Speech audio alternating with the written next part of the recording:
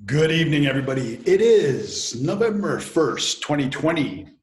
I am Rick Richards, and this is The Rick Richards Show.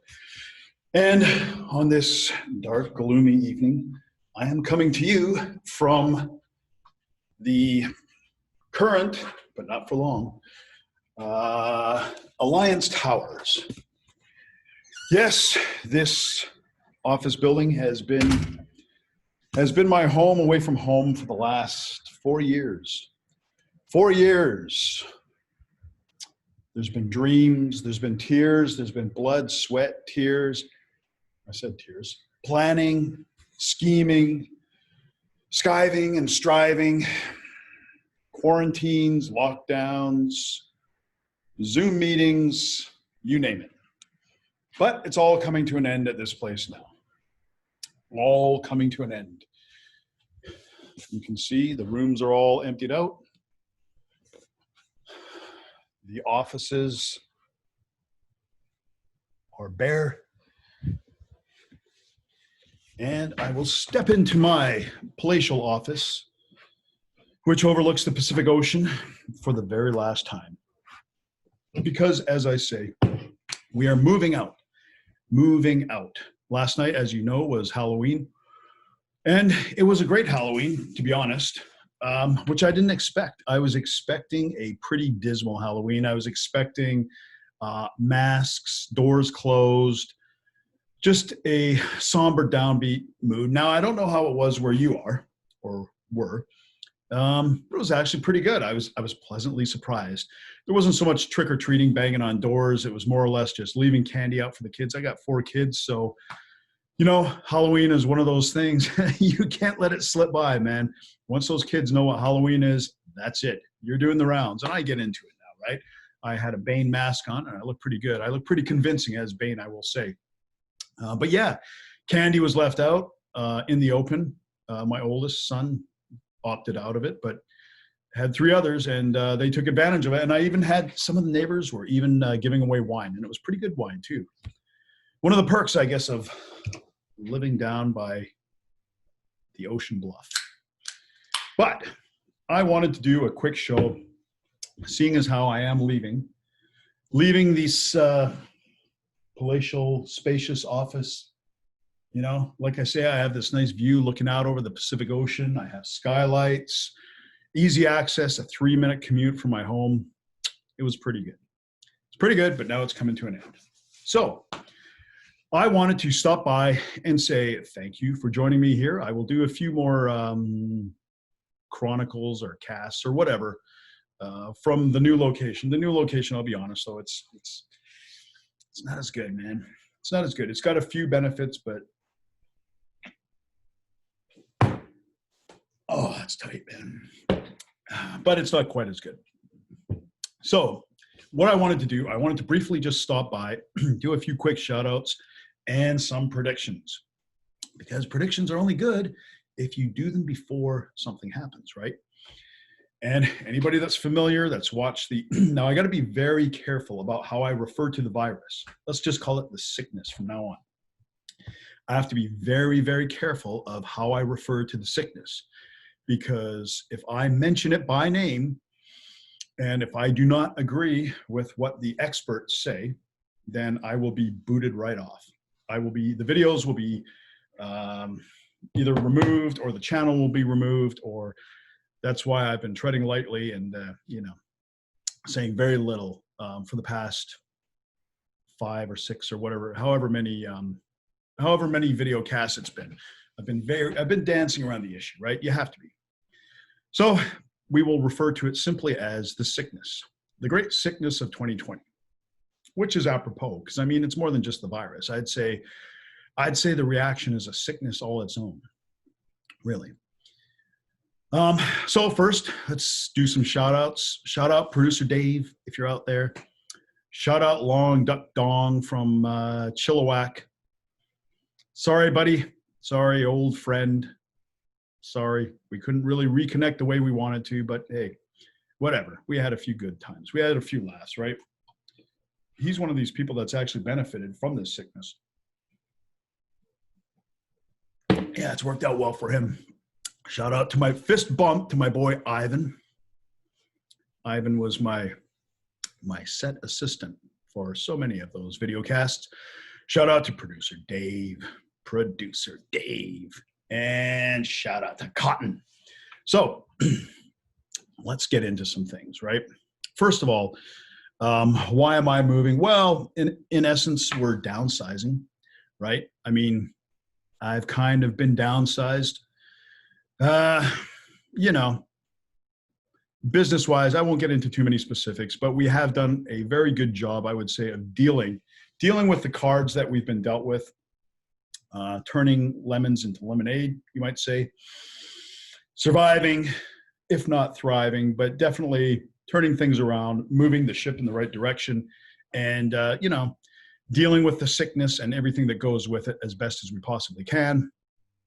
Survived the bankruptcy from our biggest customer, developed a new customer base. And so, you know what, don't feel bad for me. We're doing okay. We're doing better than most companies that would be in our situation. Having said that, here's the biggest problem. The biggest problem with situations like this is that there are so many externalities, right? What is an externality? Well, an externality is, let's say you're driving on the bridge and your car stalls, right? Well, that's a situation for you, right? A bad situation for you. But now everybody that's late and gets delayed behind you, that would be what's called a negative externality, right? All these negative effects that are not directly related, but kind of branch out from the central event, right? And we're seeing that now. We're seeing that now in industries. And, I've already gone over a lot of the bankruptcies. Those are going to continue. The waters are getting so muddied right now just by, companies are getting wage subsidies and loans and, but it's like, think of a duck on the water, right? Smoothly gliding across the water. Meanwhile, its webbed feet are going furiously under the water, right? And I think that's a lot of what's happening right now. Banks, I know, are working overtime, trying to deal with the mess that's coming their way. And there's some big problems. So anyways, let's get into some predictions. First of all, the big prediction, there is an election in a couple days. Actually, you know what? I was going to come on last week and make a prediction about the BC election in my neck of the woods. Let's get this jacket off, man. Let's show everybody that we're serious here. We're not fucking around. Oh, yeah. All right, man. We're making predictions. We're calling things out, right? So I was going to make a prediction about the BC election, but you know what? It was just so obvious. So obvious that the NDP was going to win. And I got to say, I've never been an NDP voter, but I really had no problem with John Horgan. He's very smart. One thing Horgan has done is he's pushed Bonnie Henry out front to deal with the whole sickness situation. That's very, very smart, because whatever, lockdowns, quarantines, restrictions are placed, people blame her. People blame her instead of him, right? But I guess they should. I mean, she's the expert. But typically, a lot of politicians, they want to get out in front of the camera. They want to feed their ego. They want to, they see it as an opportunity of presenting themselves as a leader, as being in charge. I mean, Doug Ford is doing that in Ontario, and now he's starting to look like an idiot. Justin Trudeau's been doing that from day one. And I mean, he looked like an idiot, to be honest, pretty much from day one. That guy never met a camera he didn't like. And, now he's got to live with it, right? It's funny. I had an interesting conversation regarding the sickness. It was a Facebook conversation. I won't say who the person was, but let's say a middle-aged woman, right? And that's what she was. She's a middle-aged woman. Anyways, she posted something, basically making fun of people that aren't buying into the whole, the whole sky is falling kind of narrative, right? And basically saying they're stupid. And I politely pointed out that, in BC, out of a population in this age group of 60 and under, there's about 3.5 million people in British Columbia that are under the age of 60. Of those 3.5 million, 10 have died in 2020. 10. Now, every death is a tragedy, I know, but 10 is not a lot, okay? There's been more than 10 people that have died just this month in that age group, probably from drug overdose, probably from fentanyl. I'm sure of it. So I just pointed that out. I said, look, just to let you know, you're very safe, right? These are the statistics for, people that have died in this age group. And her response was, thanks, but I think no offense, but I'll stick with the opinion of the experts. There's a shot at me, right? The opinion, I'm not an expert. My opinion doesn't count. I'm not an expert. But here's the thing. I didn't tabulate those statistics. I'm not out there entering this information, right? I got this information from the BC Centre for Disease Control, which I would think would be experts, right? Now, I think I've done a previous video on the tyranny of experts, and it is a real thing, right? People use this tag of expert to kind of cover everything. Well, you know what? You may be an expert on sickness, but that doesn't mean you're an expert on quarantine measures and lockdowns and how economic impact or any of that stuff. I'm an expert on running businesses, okay? I've been doing it for the better part of, 15 years, even longer if you count like smaller things, right? Close to 20 years. And you know what? Hey, man, I've given my opinion and nobody gives a fuck. So it is what it is. But yeah, I was simply pointing out the opinion of other experts. That's the thing. People say they want to trust the experts, but they only want to trust certain experts. They don't want to trust the wrong experts. They want to trust the experts that confirm what they're already feeling. So anyway, sorry, man, I keep getting diverted. I keep going off on tangents. Let's stick to the program. So here is my prediction for the election. I will not delay any longer. I will tell you exactly what I think is going to happen. And what I think is going to happen come November 3rd is I don't think we're going to go to bed that night knowing who the president of the United States is. I don't think it's going to happen. I think we're going to see a contested election in that the results will be contested. I think the media, I actually think Donald Trump will win. Okay, so let me put that out there. Let me be very clear. I think Donald Trump will win the election through the Electoral College. Popular vote, I don't know. That's hard to say. Maybe not, but definitely I think he'll win through the Electoral College and probably convincingly. But I think that there has been, with a combination of the sickness and the media dead set on him getting reelected. And you know what? I don't want to be put into a Trump supporter category. I think Trump is a blowhard. I think he lies. He's a con man. I still think he's better than Biden, though. I'll be honest about that. At least he's mentally with it. But I mean, Trump is really just a shill for Israel. He shills for Israel, and I don't know. He's you know what? He's certainly not what anybody who supported him in 2016. He's not what they thought he was. He's proven that. Still better than Biden, okay, I guess. Anyways, so I'm not a Trump apologist, okay? I don't want people saying, Trump, I don't give a shit, okay? I don't like Trump. I don't like Biden either. They're both fucked, all right? They're both, one's a lying blowhard, one's a senile, old, corrupt creep, right? That's the choices. 330 million people in that country, right? And you know what? The other countries are just as bad. Maybe not quite, but pretty close. Probably just as bad. But 330 million people, and this process spits out those two, right? I mean, Trump does have some admirable characteristics. I mean, he's pretty shrewd at manipulating the media. You got to give him that. He's good at generating attention. I think he is smart. I don't think he's dumb at all.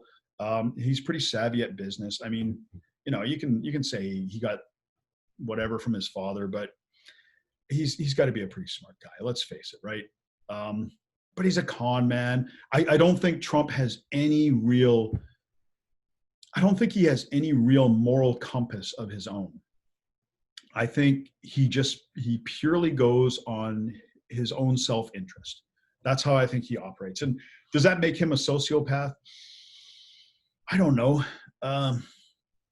Yeah, maybe not. I don't know. I do think he's devoid of really any kind of I don't know, any kind of I don't want to say compassion, but he's a husk. He's an intelligent guy, but he's really just a sort of a shell of a human being. He operates primarily on his own self-interest and his own sense of achievement. And I mean, unfortunately, that type of person is pretty common. But I don't really see Trump caring about much. Like, yeah, other than kind of anything that gratifies him financially or feeds his ego. That seems to be his primary drivers, right? Whatever, that's what it is, right? And I think you're probably going to find most politicians are somewhat like that. Joe Biden is just a mess. I mean, he's clearly senile. He's clearly in the early stages of dementia. And, I hear people say, putting him out there and all that is cruel, right? Or it's elder abuse. You know what, man? Don't worry about Joe Biden being abused. Joe Biden would fuck you 10 ways from Sunday, okay? He would rob you. He would molest your girlfriend. I'm sure of it. The guy's a creep. He would sell out anybody. I mean, look what's happened to his own son. His own son is just a mess, right? You don't get to be that much of a mess. I mean, at what point did Joe Biden stop and, put his family ahead of his career, right? I mean, I know you can't take every troubled person and lay it solely at the parents' feet, right? I know that. I mean, and his son is an adult, but I don't know. He's really just a mess, right? And he's as corrupt as the day is long. He's every bit as corrupt as Trump is. So I mean, whatever, right? These are the choices, aren't they? But the problem with Biden is he's so physically and mentally decrepit at this point, well, mentally anyways, that he can't last 4 years. And really, if someone is put forth like that, then it's really because somebody else is looking to control them, right? I think that's fairly obvious that Biden won't be calling the shots. And I don't think it'll be Kamala Harris either. She may eventually, or fairly soon, if Biden were to get elected, she may fairly soon assume the front-facing position of that administration.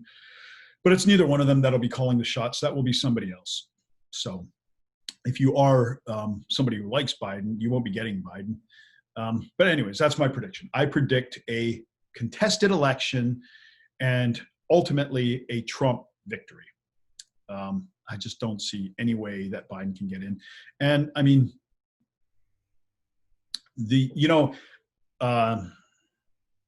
let's close off the subject. I mean, those two have been talked to death, and I don't know. I've heard some wild predictions from one side to the other, and I don't know. Put me on the side that I think Trump has done enough to maintain the confidence of people. He's had the media against him from day one, so I don't think that'll matter too much. He's losing demographic over to the Democrats. The Democrats have a machine. They're virtually guaranteed New York and California every election. It's almost impossible for the Democrats to come below 200 seats, right? But I don't think it'll be enough. I think Trump is going to pull a majority of states that were borderline in the last election. So that is prediction one. Prediction two, what will happen with the sickness? Well, let's get some obvious predictions out of the way. So we are very clearly moving towards a cashless society, right? That's one thing that's become very apparent. And you know what? The people at the top of the pyramid want it, right? Because it's control. And whenever you as a citizen, anytime something allows somebody else more control, that should be a red flag for you, because it's never going to work out to your benefit. You have to understand that, right? Even if it's convenient or efficient in the moment, it's not going to work to your benefit. You have to understand that, right? So that's the first thing with the cashless society. First of all, money can be withheld from you on any pretext, right? Oh, you're a racist, you're a Nazi. All of a sudden, that will be held. You said something negative about Mr. Trudeau. That could be construed as a threat, right? You went to Saudi Arabia last year. You must be a Muslim terrorist, right? See, it's not just us white boys they're going to come after. Going to come after you guys too, right? So that's it. And all of this, you know, the cashless society, think of the implications for it, right?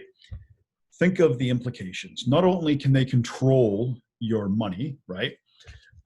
They can create their own money much easier.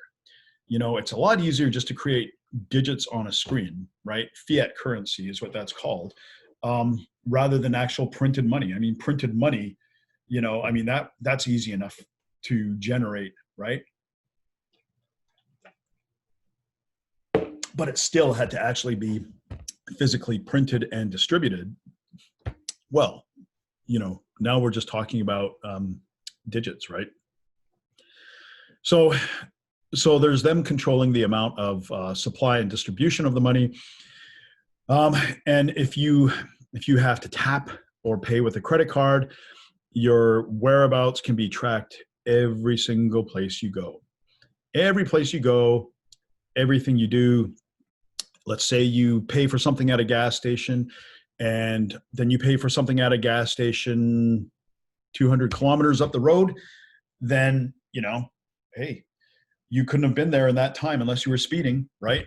So you're getting a fine for speeding. You know, you can't go out of your quarantine zone, right? We have a record of you making a purchase when you were supposed to be in lockdown, right? So this is a very bad development. This is something we should all be very concerned about, and we should be pushing back against it. And that's the cashless society. Look, man, you're not getting the sickness. You're not going to get the sickness from a $20 bill, okay? Please stop worrying about it. Yes, I've heard that the sickness can live on surfaces for 3 weeks, but come on, man. Come on, nobody's getting it that way, right? We know that. So push back against the cashless society. We want cash. We want to keep cash, right? We want a flowing cash-filled economy. But sadly, it is clearly going in the other direction. So that is another prediction from me, which, you know, I know that's not exactly a hot take. That's kind of an obvious one, but I wanted to elaborate. First of all, I wanted to reiterate that I think that is happening, and I wanted to elaborate on why I thought it was a bad thing and what are some of the dangers we need to watch out for on that. Another prediction, and I'm going to do a full show on this at Ivan's request, and that is the decline of professional sports. The decline of professional sports. I'm going to be doing a show on the rise and fall of professional sports, but let's just say in the near future, I think we can expect a serious decline in professional sports that they won't be rebounding from, to use a sports analogy. You see, sports, the sports that are on TV now should be going up. Ratings should be going up. But they haven't. They've been a disaster. The NFL is down significantly, and the NBA is in free fall. Major League might have done okay. I know a lot of people there was a lot of talk going on about the Major League final championship that the Dodgers won. So maybe the ratings on that were fairly good, but I know the NBA finals were dismal. And that included a team from LA, the biggest market in the United States. And why are sports in such decline? Well, first of all, I tried telling this to a friend of mine, a guy I know. He likes all this woke messaging, but people, the value of sports, and like I said, I'll do a full video on this, but the value of sports is as a distraction, right? Entertainment in general, its value is as a distraction, and this is kind of it was sort of an epiphany for me. Have you ever thought and wondered why certain people are famous because they haven't done anything? Like Kim Kardashian had a sex video and all of a sudden she's famous, right? Same with Paris Hilton. But they didn't really have any skill. And that kind of puzzled me at first. But then I realized, okay, wait, they do have a skill. Their skill is the same as everybody else's that's in the public eye, and it's the power of distraction. The same thing with professional athletes. We like those athletes that make us say, holy shit, right? Not just athletes that win, that's what they're ostensibly there to do, but they do it in spectacular fashion, or they capture our attention, things like that, right?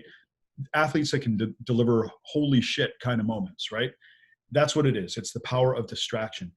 But it's the power of distraction, and it's, it's a proxy for tribal conflict, right?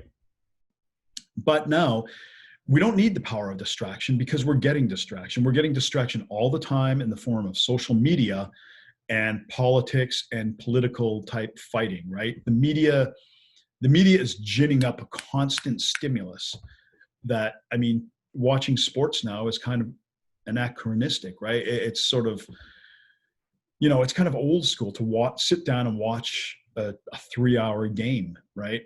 The younger generation's not going to be doing that. So basically, it's a combination of things. It's a combination of them. People want to escape when they watch sports, right? They want to get away from this constant preaching and this constant guilt tripping. Like if you're a white male, we've had enough, okay? Every hour of every day, somebody is laying out the guilt message, like, fuck off, man. And, one of the reasons we want to watch sports is because we want an escape from that. But no, it's not escaping, so we won't be watching, okay? And that's what you're going to see. You're going to see a massive downturn in sports. And it's going to continue. It won't be coming back regardless of what they do. It just, some leagues have shut down because of the sickness. They're not coming back. Certainly not anywhere near what they were before. And that's a bit of a problem, right? Like, especially with high school and college sports, you can't just shut things down and start right up again because the world moves on, right? People move on, different expenditures come in that leave less available for that sort of thing. People that would be coming back move on to other things. Things aren't static. Things keep moving. Even if you pause one thing, other things are going to keep moving. So yeah, colleges are going to take a big hit on this, just through the sports, and professional sports are as well. And it's not going to happen overnight, but I think we're headed for a long, steady decline.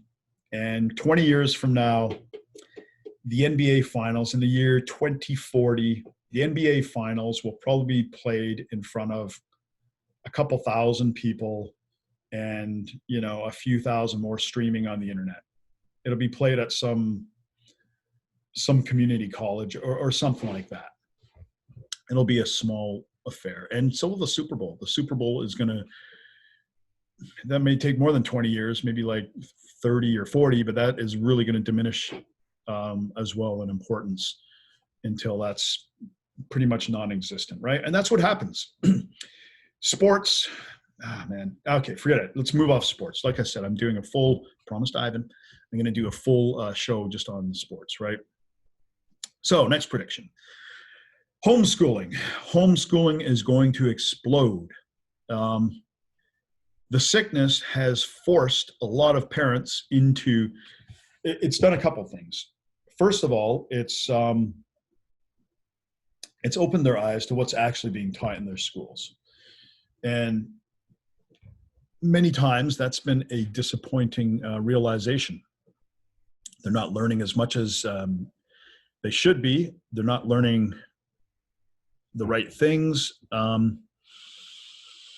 And it's left a lot of parents, I know, because I'm one of them, a little bit disappointed with the school system. Like they're very quick to push this woke shit.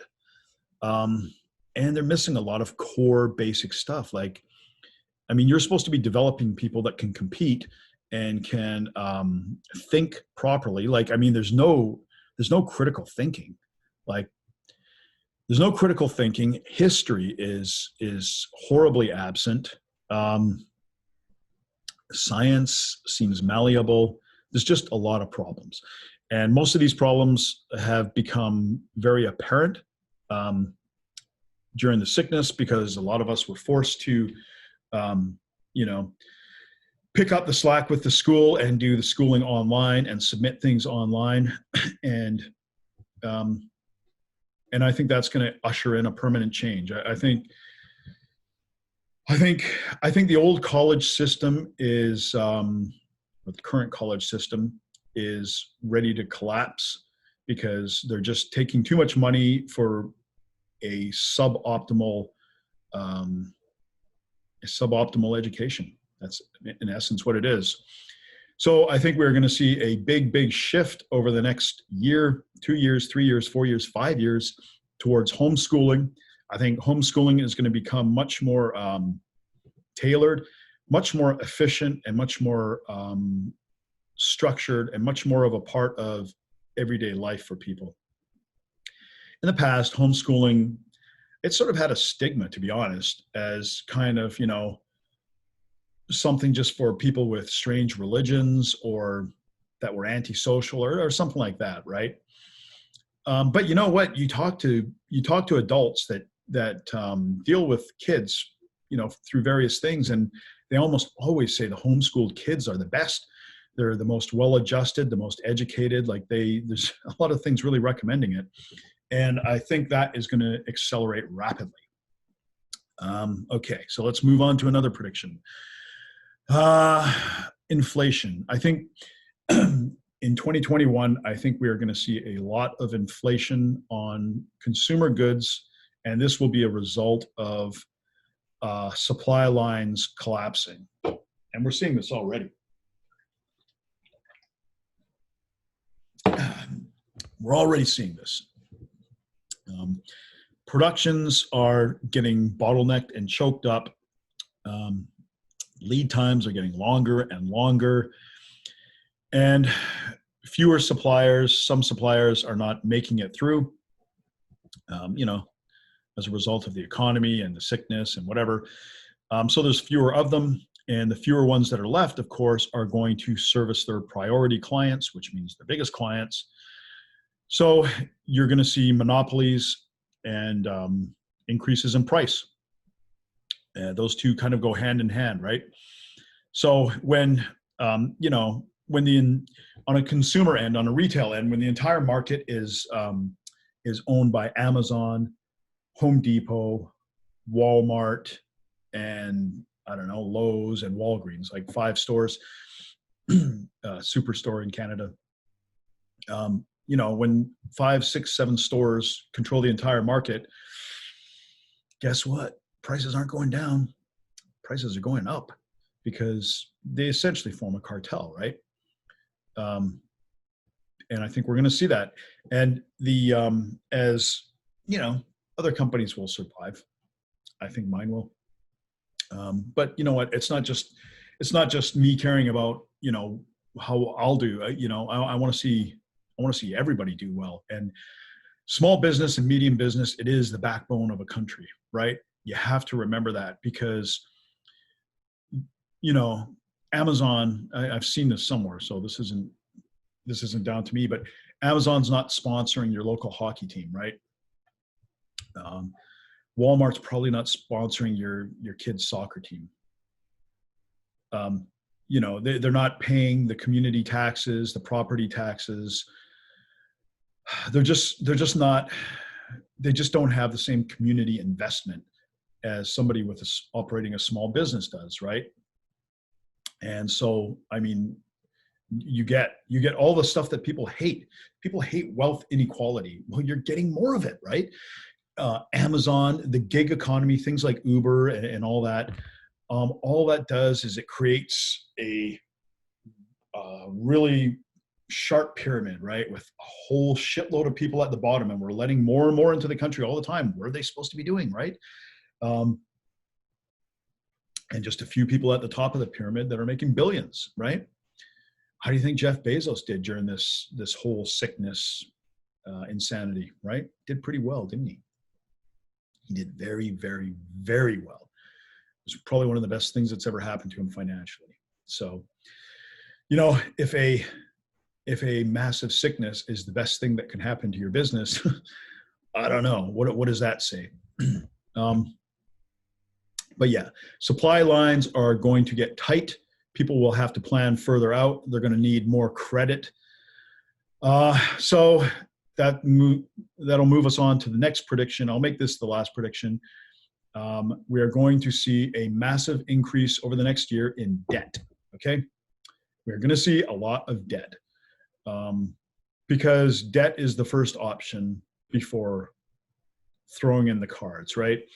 So if you have a business, you know, and you need more inventory, or you have to load up on your lead times, or you have to deal with longer lead times, all that means you have to front load things financially. That means you need more credit to do it, right? Because you're not turning it over from the sales. Same thing with people in houses, right? I mean, if you're laid off, you know, your bank can they can defer your mortgage, but that doesn't make it go away, right? So yeah, we're going to see this across the board. I think, you know, again, it'll be the same victims. It'll be the average homeowner, the average working person, the small business, medium business person, right? Those are going to be the ones loading up on the debt. But the debt has to come due at some point, right? So I'm going to leave it there because I don't want to go on too long. I just basically wanted to get that election prediction out and a few other things that I think are going to happen over the coming year. And I wanted to be on record saying them before the election. Okay, so I have done that. And the next video will be from my new scaled down location. So I'll have to, maybe I'll pop up a virtual background and nobody will know where it is, right? Nobody will know. All right, so for now, remember, if we all stick together, can't nobody be against us. I will see you guys next time.